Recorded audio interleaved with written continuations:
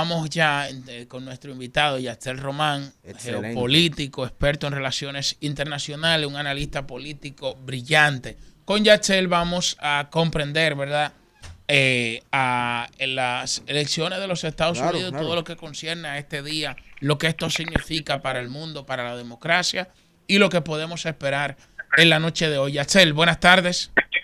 Muy buenas tardes. Lo primero que tenemos que resaltar es que se trata de una de las elecciones con mayor participación hasta ahora en la historia de Estados Unidos moderno. Ya el año 2020, con todas las facilidades que se establecieron por el tema del COVID con voto anticipado, parecen haberse normalizado al punto de que el electorado las está utilizando, y todo apunta a que cuando sean cerradas las urnas en cada uno de los 50 estados más el Distrito de Columbia, puede superar el 63% de participación. Esto muy por encima de elecciones pasadas, donde se rondaban entre 54 y 58%. Sea cual sea el resultado, estamos hablando de que los americanos están acudiendo a votar en números importantes. Yaxel, tú sabes que se genera mucha confusión y tú lo has explicado de forma muy didáctica en diversos programas en donde inclusive me ha tocado y he tenido el privilegio de compartir contigo el tema de cómo se decide el ganador en estas elecciones. Por favor, nueva vez explica de manera breve a nuestra audiencia cómo se define el ganador de los Estados Unidos de América, ya que no es por el voto popular, sino por los colegios electorales. Así es, Estados Unidos es uno de los países en los cuales no se vota directamente por presidente de la República, sino que en cada estado los votantes deciden apoyar a un grupo de delegados que han jurado darle entonces el endoso al candidato que reciba la mayor cantidad de votos en dicho estado. Estados Unidos no es el único país con sistemas de votación indirecta en ese orden, recordando que, por ejemplo, Sudáfrica elige presidente de la República validado por el Parlamento, que en el parlamentarismo no necesariamente el partido más votado es quien forma gobierno, en ocasiones forman gobierno quien queda hasta tercer, cuarto y quinto lugar, pero en Estados Unidos entonces se requieren 270 votos electorales para formar gobierno. Este fue el acuerdo al que llegaron las 13 colonias que fundaron la Federación y la Unión, de forma tal que hubiese cierto nivel de equilibrio. Ahora, en caso de que nadie obtuviese los 270 votos electorales, algo que no sucede desde 1824, sería la Cámara de Representantes que elegiría presidente y el Senado vicepresidente. Pero de nuevo, eso no sucede desde 1824, es decir, hace exactamente 200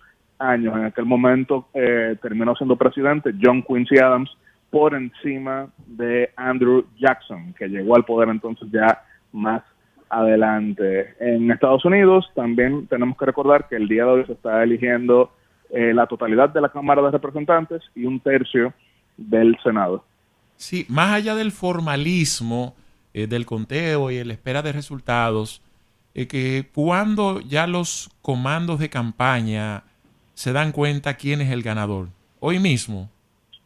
Eso es a lo que se aspira en cualquier elección, que todo quede claro en el primer día. Sin embargo, lo cierto es que como existe el voto anticipado, que como existen, por ejemplo, leyes internas de recuento, en ocasiones puede extenderse. El caso más recordado académicamente es el del año 2000, cuando la diferencia entre el primer y segundo lugar en el estado de la Florida, es decir, George W. Bush contra Al Gore, fue de 1.784 votos. Como eso era en un universo de 4 millones de votantes, representaban menos del 1%. Y cuando la diferencia entre el primer lugar y el segundo es de menos de 1%, eso obliga a un recuento automático. Y en cada uno de los recuentos iba bajando la ventaja de George W. Bush hasta el punto de que eran solamente 500 votos de diferencia, y eso se extendió durante un mes en aquel momento. Algunos dirán, bueno, en el 2020 se extendió hasta enero toda la controversia en torno a si había ganado o perdido Donald Trump, pero los recuentos habían terminado en cuestión de 2 semanas en el año 2020. De nuevo, como ha ido cambiando la modalidad de votación, con voto por correo, voto anticipado y demás, muchas veces resulta que en el primer conteo, que son los de los que ejercieron el voto, todavía difiere cuando llegan entonces los votos por correo. Sí, Yacel. Sí. Es posible porque hay como una especie de teoría donde la misma explica que si al final estamos frente a unas elecciones muy cerradas, entonces Pensilvania pudiera definir el ganador y además el voto latino.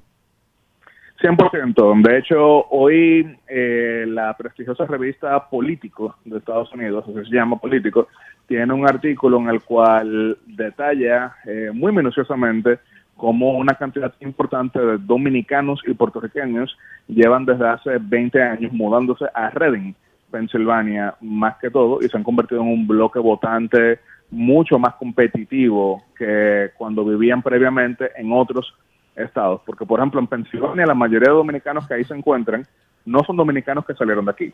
La mayoría son dominicanos que ya vivían en Nueva York, pero que por el auge en el costo de la renta, sumado a otros temas económicos, buscaron otros destinos. Todavía los demócratas tienen una mayoría en inclinación de voto latino, incluyendo puertorriqueños y dominicanos en ese estado.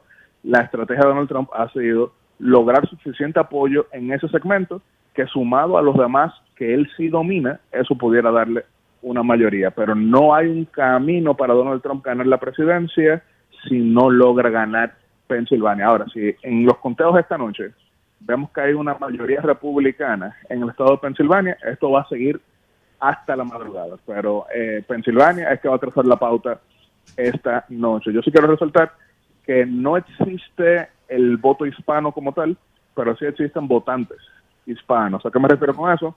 Los intereses varían por diversas razones. Y, por ejemplo, el votante dominicano de Pensilvania tiene particularidades distintas a, por ejemplo, el votante dominicano de Boston, por ponerles un caso. E incluso en la ciudad de Nueva York, que históricamente ha sido 90% demócrata, ya está en 65%. Dirán algunos en la audiencia, pero eso sigue siendo una mayoría apabullante. Pero miren la tendencia, que ahí tenemos, por ejemplo, a Ernesto, como economista, que sabe muy bien que uno tiene que ver tendencias, a veces no solamente el número absoluto. Para ponerles una estadística, son 26 representantes a la Cámara Federal que elige Nueva York. Históricamente los republicanos solamente ganaban 5 y los demócratas 21, pero en 2022 quedaron 15 y 11 republicanos, y eso fue lo que le permitió a los republicanos tener una mayoría en la Cámara de Representantes, gracias a que algunos segmentos latinos hoy están votando más republicanos. Ya, sí. Hermano, finalmente, ya por motivos de tiempo, muchos dominicanos y dominicanas también se preguntan ¿cuándo sabremos los resultados? Estamos hablando de una democracia modelo, mucho más avanzada que la nuestra y más antigua, por cierto. Y me gustaría que tú nos ilustraras ahí. ¿Tendremos resultados esta noche? ¿Sabremos esta noche quién es el presidente o presidenta de los Estados Unidos de América? En el mejor de los casos sí, y eso es lo que deseamos todos. Sin embargo, en elecciones muy cerradas, principalmente a nivel estatal, que es lo que tenemos que observar, porque posiblemente pueda haber una diferencia de voto popular que sea de 1.5 o 2%, pero si estamos viendo estados, como fue el caso del año 2020, del año 2016 o del año 2000, que se definían por menos de un punto porcentual, eso pudiera llevar a muchos recuentos. Eso ha cambiado mucho en la cultura política americana, recordando que en el año 1960, entre John F. Kennedy y Richard Nixon, se dio la competencia hasta ahora más cerrada del siglo XX y XXI a nivel de voto popular, que fue solamente una diferencia de 0,17% a favor de John F. Kennedy, pero en ese momento Richard Nixon decidió finalmente no impugnar los resultados. Hoy sí se impugnan. Bueno, muchas gracias al hermano Yatser Román por ponernos al tanto acerca de la expectativa de este resultado de las elecciones de los Estados Unidos. Gracias, hermano.